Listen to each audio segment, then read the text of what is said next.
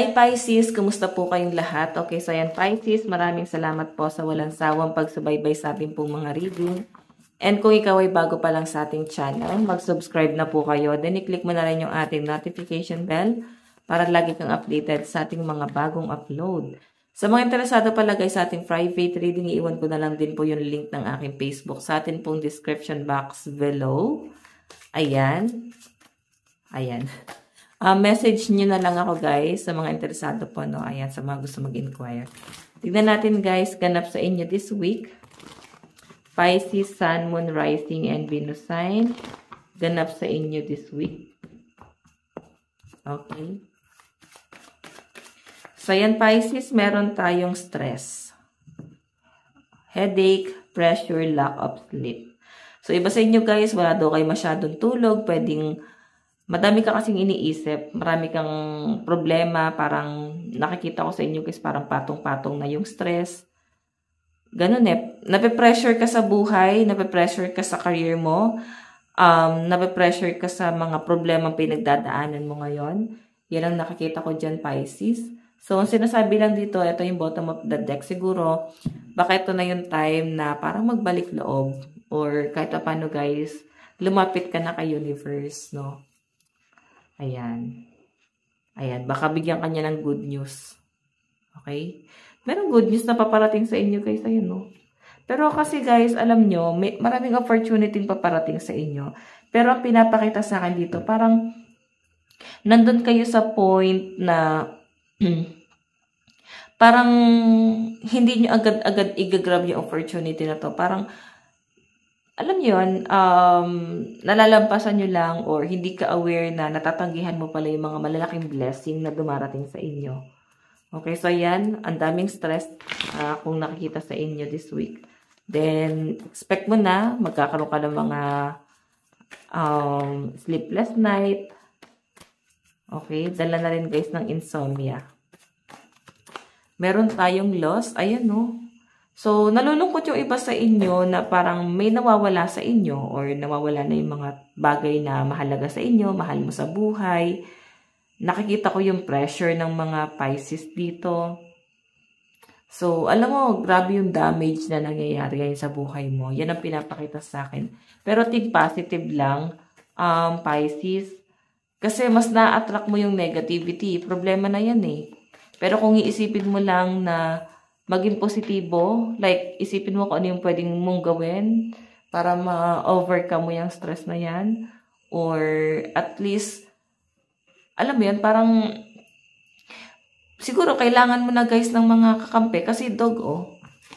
Alam niyo yung dog, ano to eh, parang malalapit sa atin. Like, mga best friend natin or mga loyal sa atin. Siguro, iba sa inyo nalulungkot kasi pwedeng nawawala na yung loyalty sa inyo ng ibang tao. Or nawawala na yung loyalty sa ng person mo. Or parang feeling mo hindi siya guys tapat sa inyo. So, medyo stress ka. Siguro dahil din siguro guys sa love life mo, Pisces. Okay? Hindi mo ma-feel yung person mo. Pwedeng malayo sa inyo. Ayan. Meron tayong family. So, siguro isa na rin guys sa nakikita ko dito nagiging problema mo is malayo ka sa family mo. Gusto mo ulit ma-feel yung pamilya mo eh. Gusto mo ulit silang ma-feel. Siguro, yung iba sa inyo, nasa abroad ka, LDR kayo. Okay, then yung iba naman dito, pwedeng na-homesick ka. Grabe yung stress mo ngayon sa trabaho. Grabe yung pressure. Alam nyo guys, halos wala na ako masabi kasi grabe yung pagka-down ng energy ng iba sa inyo. Pero isipin nyo na lang guys na nandito yung family mo. Sila yung unang-unang tutulong sa inyo or magbibigay sa inyo ng advice. Ayan. Meron tayong nightmare. Suffering, darkness, persecution. Natatakot kang mag-isa. Pisces, nalulungkot ka na nag-iisa ka. Okay? Nakikita ko yung stress sa inyo. Parang habang tumatagal, mas lalo kang nai-stress, lalo kang nag-overthink. Yan yung pinapakita sa akin dyan, Pisces.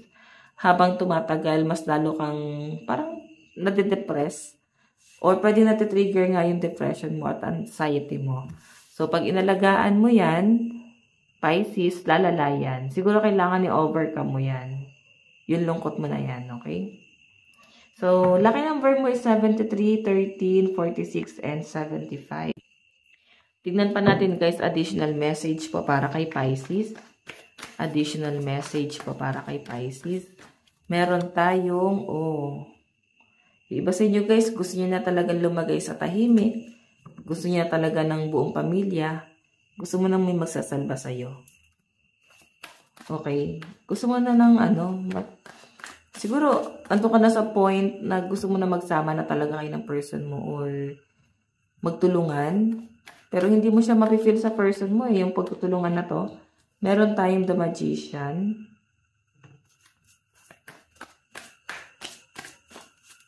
Ayan siguro, yung iba sa inyo sa love life mo, parang pwedeng ikaw to na gusto niya na magtrabaho or pwedeng siya yung nagtatrabaho sa malayo. Okay? Parang kailangan may mag-sacrifice talaga dito para mas makapag-build kayo ng foundation. Yun po yung nakikita ko dyan. Tingnan pa natin. Meron tayong Ace of Pentacles. So guys, ang nakikita ko dito, siguro mag-detach ka muna sa mga negative na tao sa paligid mo. Mas mag-focus ka sa career mo. Ayan, mas mag-focus ka sa career mo. Ito yung mas importante, ito yung mas mahalaga, and I think dito ka mas maswerte. Hindi mo lang to na pagtutuunan ng pansin, Pisces, kasi nakapokus ka sa relationship yun ng person mo. Okay? Yung tipong papapaisip kayo, saan na kayo mapunta tong relationship na to? Kasi parang wala naman siyang plano. Parang ganun. Para ka lang naghahanap ng, naghahanap ng karayom sa, isang ektaryang bukid, no? Ganon. Naghahanap ka ng chance na mapansin ka ng person mo, pero ganun siya guys kalabo, no? Mukhang hindi pa ready yung person mo na yan. Ayan, hindi pa niya kayang i-give up yung mga bagay na gusto niya or pwedeng mataas ang ambisyon niya. May pangarap siya para sa sarili niya. Para sa sarili niya. Tignan natin guys, advice para sa inyo. Meron tayong I am surrounded by angels. So, alam mo, nakasubaybay sa inyo yung mga gabay mo. Okay? Pwedeng yung mga angel mo na yun nagpapakita ng katotohanan pero nagbubulag-bulagan kayo, Pisces. Meron tayong see this from a higher perspective. So, kailangan mong higitan yung kung ano yung kakayahan mo ngayon. Okay? Higitan mo pa kung ano yung kaya mong gawin sa ngayon. Okay? Malayo pa yung mararating yung Pisces. Meron kang kayang gawin pero napanghihinaan ka ng loob. Kasi, pwede na doon ka sa point na dahil dala-dala ng stress, dahil sa stress, ayan, then naiisip mo sino yung kakampi mo dito. Kasi yung katangi-tangin tao na masasandalan mo, pwedeng may pinagdadaanan din ngayon. So, ayan guys, ito lang po ang inyong reading, Pisces. Maraming salamat po. God bless and love you all. Bye-bye po.